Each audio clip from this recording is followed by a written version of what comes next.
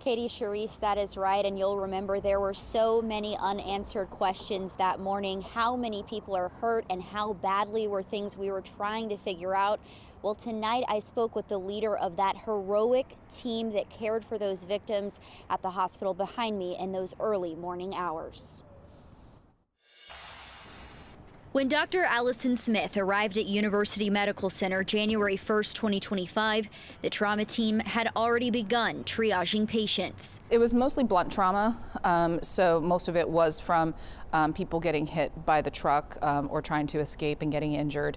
We had a few gunshot wounds. Smith says some victims sat in hallways, others in trauma bays, and surgeries were underway as the hospital received more victims. There's been some smaller events, but nothing that large here. According to Smith, close to 30 patients arrived at their doors, desperate for care. We were ready to help medically. The trauma team's drills were put to the test. As much as you prepare for it and drill for it, you're never quite ready for what you face. But I think being in the moment, your adrenaline's going, you're just doing what you can to do your job, to what you've been trained to do. So I think in the moment, everybody did a really great job of coming together and dealing with it. But I think, subsequent to that, you still have to deal with some of the after effects. There's kind of some of the lingering trauma of having to deal with this. Not only is Smith professionally and medically trained to deal with trauma, personally, she's lived it. I'd been through the Virginia Tech shooting, but not as a healthcare professional, but as a student.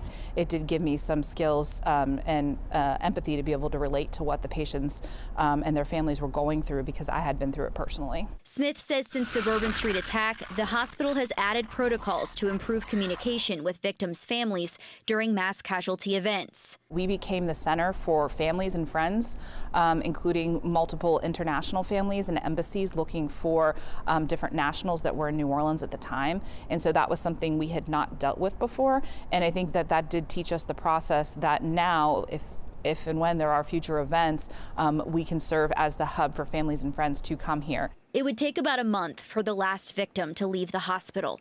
As Smith reflects on the tragedy a year later, she shared her pride. Do you believe your team saved lives? Yes, we absolutely did, but we also do that on a daily basis. Well, since 1996, UMC Hospital has been our region's only Level 1 trauma center, making it one of the oldest in the country and, according to Smith, the busiest in the state.